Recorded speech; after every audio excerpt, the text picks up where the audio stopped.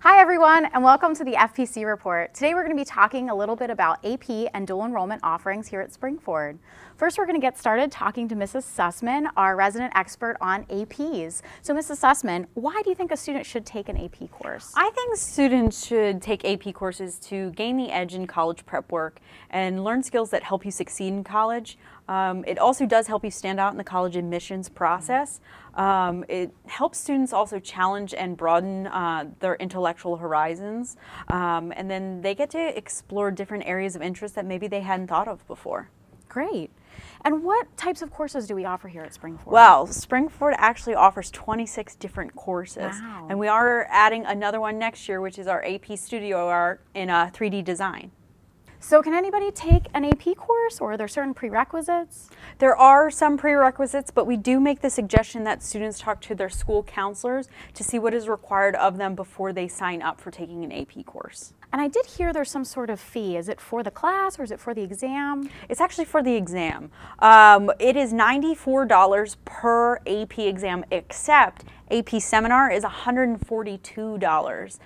Spring-Ford has been gracious enough to pay for a student's first exam each year that they do take them. Awesome. And when are AP exams? AP exams are typically the first 2 full weeks of May. So this year it's actually May 6th through the 17th, but there's also a week of makeup exams as well for students who might not be able to take exams at that time. And there will be a little bit of a fee that might incur during that registration time as well. And I did hear about a student taking an exam for a course that I didn't think we offered. Yeah, so we do have a few students who self-study. For instance, some of our Physics C students do learn electricity and magnetism in their course, so they self-study for that exam, along with a lot of our macroeconomics students study microeconomics to take that exam as well, and we do offer that for our students. Okay. And why would a student actually want to take that exam? I've heard that you might be able to get college credit. Yes, so colleges and universities will take college credit, or will use that for college credit if you score between a 3 and a 5, 5 being the highest on the exam. So for instance, if you score a 5, that's an A in a college level course. So if you take biology and you get a 5, that means you would have an A in a biology 101 course that might be accepted by that college or university. And all colleges accept these credits? It is school-to-school based, but there's about 3,600 colleges and universities that do take AP credits and count that for college courses. Awesome. Okay. And I did hear about this new thing called AP Project Lead the Way recognition through College Board. What can you tell me about that? Yes. So College Board has been nice enough to give students recognition if they take AP and Project Lead the Way courses here at Spring-Ford. Okay. And there is more information on our site along with Project Lead the Way and College Board's website as well. Excellent, thank you. Why don't we hop into the classroom now and take a look at what some of those AP courses look like with our AP teachers. Hi, I'm Susan Miscavige and I teach Advanced Placement Psychology at Spring-Ford High School. We cover everything from the beginnings of the science of psychology all the way through to the brain, and then we talk about personality. There's all kinds of different things. A lot of people think that psychology is just about disorders, but there's so much more that we discuss in class. I would definitely say someone who is intrinsically motivated to do work on their own, someone who's not absent a lot, because we do a lot of stuff in class that sometimes can't be made up if you're absent. So if you're someone who's frequently absent, that's not a good class for you. And then there's a lot of reading outside of class and a lot of personal stuff you have to do on your own. So if you're not someone who's motivated to do those kinds of things, then this might not be the course for you. Okay. My favorite unit, I'll go with my favorite unit, is the biological basis of behavior. So it's all about the brain and neurochemistry. And so it gives me the opportunity as a social studies teacher to be a science teacher for a while, and science is kind of my passion. So it's just a great unit. We go through all the different things that go on in the brain and how without those things happening, we can't have behavior. So then everything we do for the remainder of the year bases itself on that unit. Hi, I am Miss Bogus, and I am part of the Social Studies Department here at Spring-Ford. I currently teach AP United States Government and Politics. We cover a lot of different topics. We recently underwent a redesign from the College Board, So we span from foundations of democracy, understanding why our government was set up the way in which it was, all the way through to political participation, civil rights and civil liberties, interactions amongst the branches, everything that I love to talk about, and I know Mr. Seltzer does too. I recommend students who genuinely are interested in government and politics, who really pay attention to current events, they want to know how the government functions, maybe more importantly, how they can play a role in influencing it, and certainly a student who's willing to work diligently, has great time management skills, and doesn't dread reading regularly. My favorite lesson, I would say it's probably more of a favorite unit, and that's the Civil Liberties and Civil Rights unit. I just love the way the students really become engaged with the subject matter. They can talk about a lot of controversial subjects, hot button issues, and we really generally get good discussions with the students, and it's just kind of great to see them make connections with the world around them.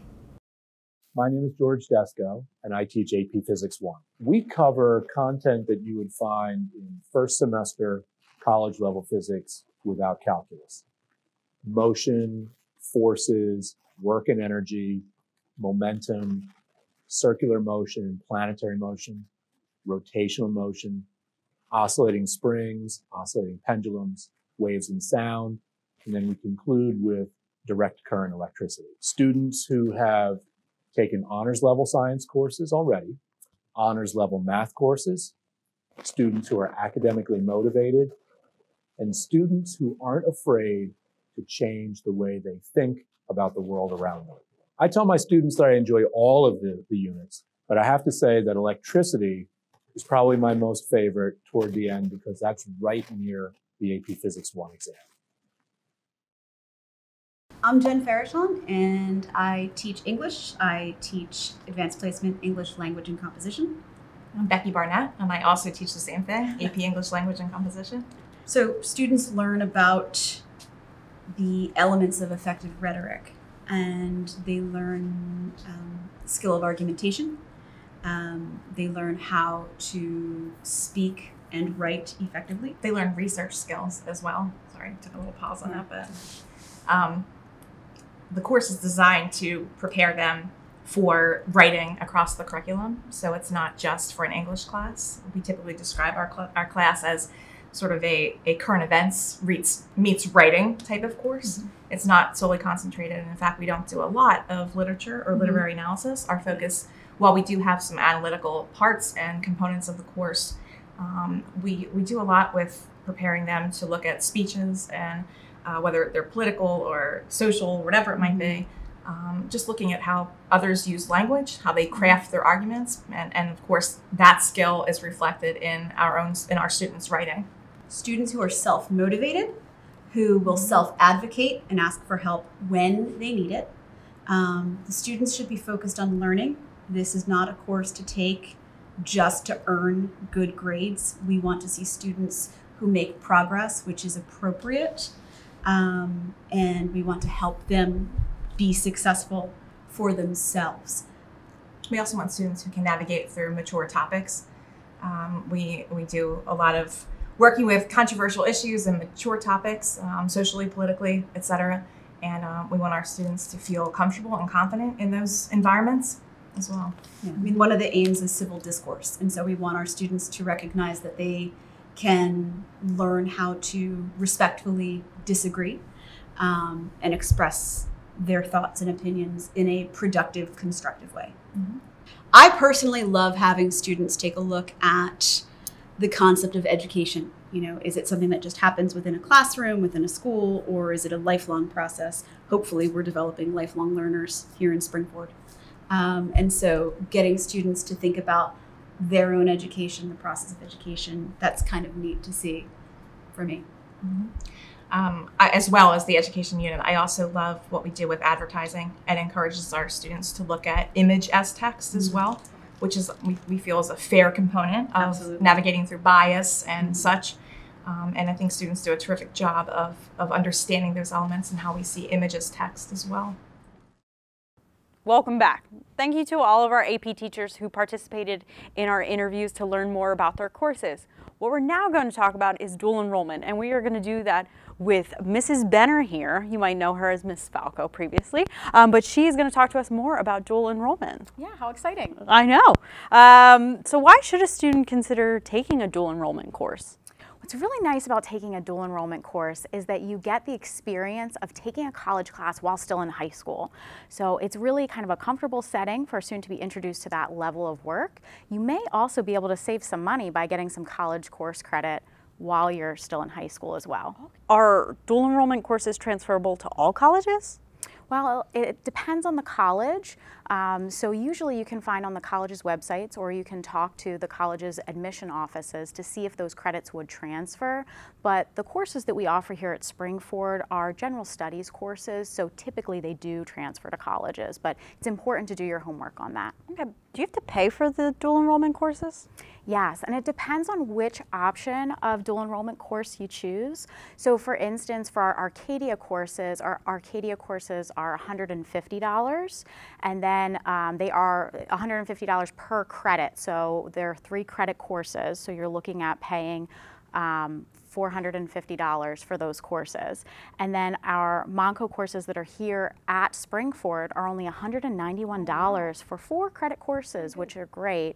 But then if you take the courses at Monco, it's a little bit more, so you're looking at paying the full cost depending on the course that you're taking. So sometimes that's close to that $500 or $600 range. Okay.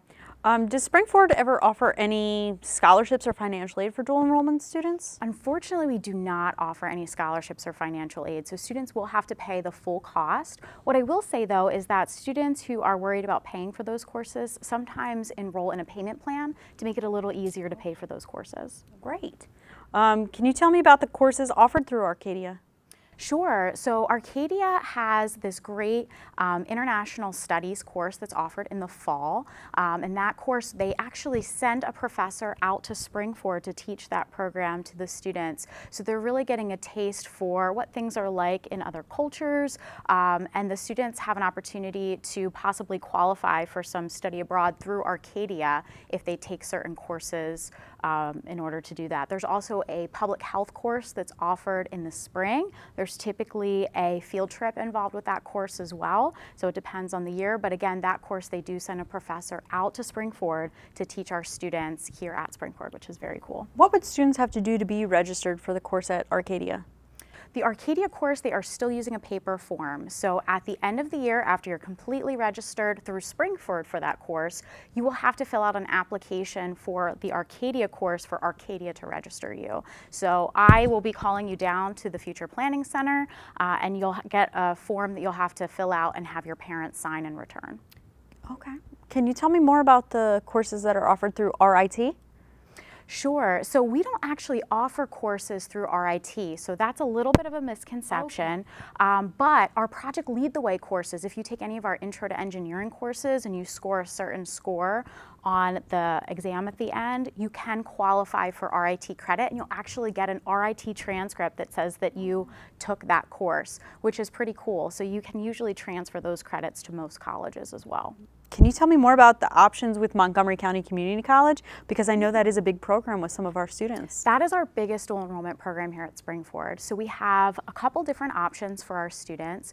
You can take classes here at Springford, which I already mentioned is that great rate of just $191 for our students. So it's just the cost of 1 Montgomery County Community College credit, even though you're actually getting 3 or 4 credits depending on the class. So the students would take the classes here at Springford. It lines up with Springford's schedule, so it's on the 1 through 6 day cycle. And then they're also taught by Springford teachers. So again, that comfortable setting of knowing who the teachers are, being able to access them whenever you need to, but it is taught at the college level, and those teachers are certified by Montgomery County Community College to be teaching at that level because of their credentials. The second option that you have is taking courses at Montgomery County Community College. So we actually send students out to the Montgomery County Community College campus in Pottstown, and students are welcome to take either Intro to to education, education psychology, intro to criminal justice. And if you take the intro to education in the fall, you're then qualified to take the special education or psychology course in the spring, and the same goes with the intro to criminal justice would be in the fall, and then in the spring you'd be able to take that criminology course. So that is a prerequisite that you take the fall course in order to do that. It does take up 2 periods of your day, so it's usually periods 1 and 2. So you would be back in time for period 3, but you're able to take 2 classes in that time slot because you're taking 1 in the fall and 1 in the spring. And like I said, those courses do cost a little bit more. You're looking at paying full price for those. So it's $191 per credit, and those courses are 3 credit courses. So you're looking at paying almost $500 for those courses. For the students who are taking the courses at Monco, is transportation provided, or would they have to drive themselves? Yes, transportation is provided for those students. So we do send a bus. It leaves promptly at 7:30 a.m. to take students out to that campus, and then it returns them just before 3rd period. So students don't have to worry about getting a ride. Now there is one more option for dual credit where students are welcome to go ahead and enroll in dual enrollment either part-time or full-time. So they're taking more classes. This is not a standard dual enrollment offering, so it's really important that you discuss this with your school counselor and make sure that you get approval from your house principal in order to participate in this. So there's more course offerings that you can take there, which is great, and some students do. We've had students in the past get their associate's degree by the time they graduate from Springford, but of course that is going to cost a little bit more, and because you're on a different schedule, you will have to provide your own transportation for that option. Are the courses full year courses, or are they half a year?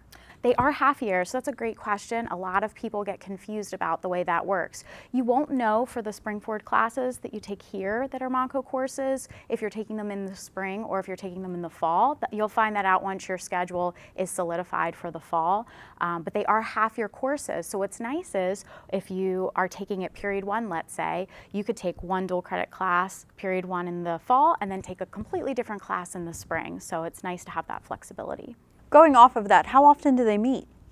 They meet usually every other day. So if you're taking the course at Monco, you're Monday, Wednesday, Friday, so it's built into your schedule that way. Whereas if you're taking the course here, it follows the Springford schedule, so that's going to be the every other day like you would be normally used to here at Springford. What do I have to do to register for these Monco courses? It's a great question. So the registration process for the Monco courses is a little bit more complicated than the Arcadia courses. You actually have to apply to the dual enrollment program online. So that's at mc3.edu/DEAPP. So students can go on and apply. You actually fill out a complete application applying to the program, and you'll do that before you leave for summer break this year. And then next year when you come back, you'll actually register for the classes. And that's also an online process, but you have to wait until the fall semester when your classes are completely solidified. You know exactly when you're taking those courses, and after you're able to make any changes, and then we go ahead and register for you for those courses online. Okay, great. I didn't know all those things about the dual enrollment program, so thank you so much. Yeah. So the Future Planning Center is your go-to resource when learning more about APs and dual enrollment courses. So if you have questions about registration or what is available to you, you can always come and stop in and visit Mrs. Sussman or myself, Mrs. Benner, to learn more. We also have a lot of great information on our Future Planning Center webpage right off of that Springford High School page. So thanks for joining us, and we hope you'll consider an AP or dual enrollment course next fall.